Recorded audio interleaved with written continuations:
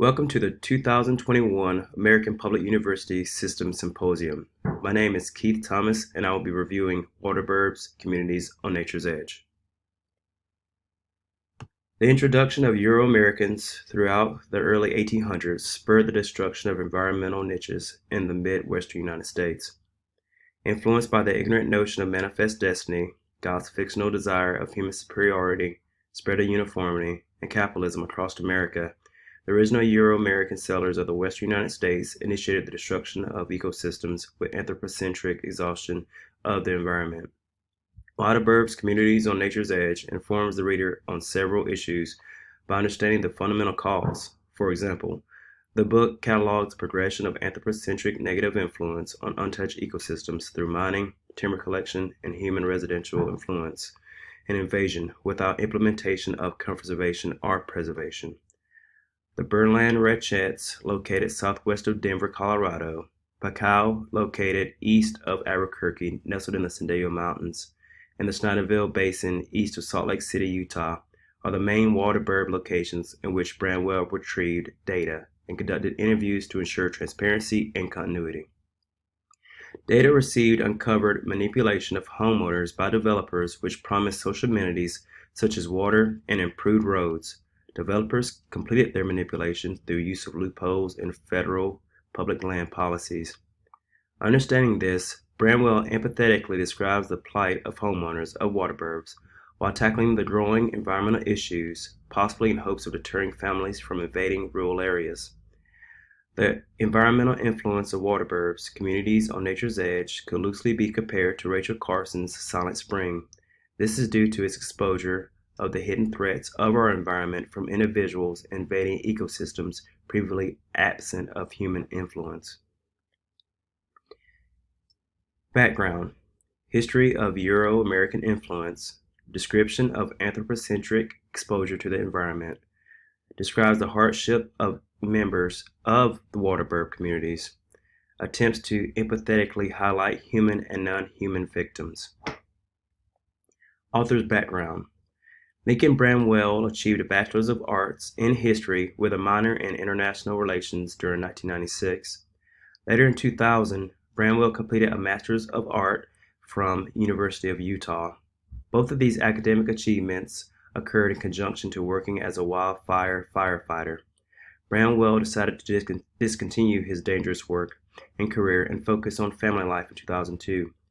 Bramwell completed his academic journey with a PhD in United States history specialization in environmental and public history in 2007. From 2004 to 2007, Bramwell evaluated, reviewed, and prepared manuscripts for publication for the University of Mexico Press. From 2007 to 2009, Bramwell served as a co-principal investigator for Yosemite Administrative History, Lake Mead Natural Recreation Center, and St. Thomas Historic Resource Study. From 2009 and currently, Bramwell's duties within the USDA Forest Service include developing strategic visions for history with the Land Management Agency's mission. Also, Bramwell teaches graduate research seminars on environmental history topics. Bramwell's level of education, work experience, awards, and recognition enforces the notion that he is an expert in the field of environmental historics.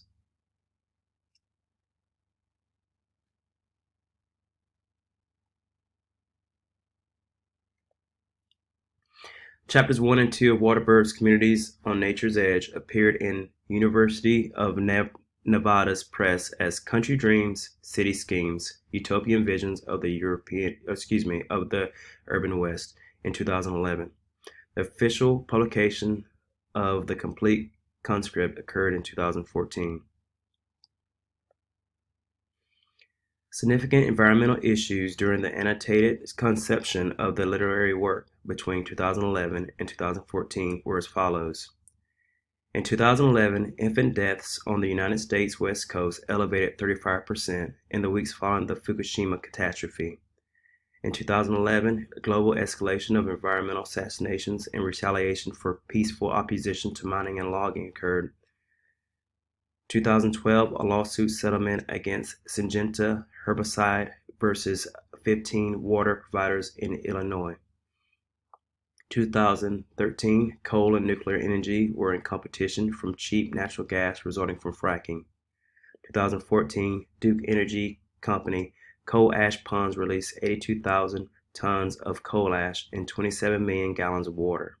2014, annotation of mountaintop removing mining ruins water and hydrologic ecosystems by the Federal District Court. 2014, increase of fracking within the United States. These highlighted events shaped the United States and were of immediate concern during that time. However, the largest environmental concerns during Bramwell's Wilderburb's Communities on Nature's Edge unofficially began with the first wave of large-scale residential developments in the United States' western mountain areas during the 1950s. The 1950s sparked a movement that influenced upper middle class families to migrate outward into scenic locations away from chaotic metropolitan lifestyles. This slow influx of humans into remote national ecosystems began to strain environmental niches. These environmental strains are in the forms of habitat fragmentation, disruption in biodiversity, disruption of hydrologic cycles, suppression of natural nutrient recycling, hydraulic fracturing of geological formations, and anthropocentric pollution. Habitat fragmentation. 1. Developments and roads interrupt wildlife migration routes. 2. Fragmentation of ecosystems do not support biotic species that require large undisturbed areas. Bramwell describes the practices of mule deer, which typically try to reside on whatever land is available after humans have occupied the area. This causes many conflicts between homeowners and the species. Number 3. Lowers the sources of food for non-human organisms that travel or migrate for food. Disruption of biodiversity. Placing subdivisions in biodiversity-rich locations increase interspecies competition. Stop discriminating pressures imposed by low nutritional attributes from the derived soils push the evolution of foliage with intense effects on biodiversity and ecological services. This evolutionary scheme can be disrupted by residential housing. Disruption of hydrological cycles. Nearsighted understanding of the hydrologic cycle mistakenly diverged water law in the West during both surface and underground. The Pacow community retrieves water from the Encenia Basin, which is slowly depleting, ultimately affecting the natural hydrologic cycle. Originally proposing for utilizing the basin for primary water source of the community received opposition. However, broad water laws allowed many loopholes. The terrestrial penetration to reap the rewards of groundwater withdrawal is 40 to 53 meters with a visual conductivity and usual conductivity above 10 to the minus 10 power for territories of Wyoming, which is consistent for the Rocky Mountains as well. Figure 1 is a conceptual model of high mountain hydrological processes, including groundwater flow through subsurface features such as bedrock.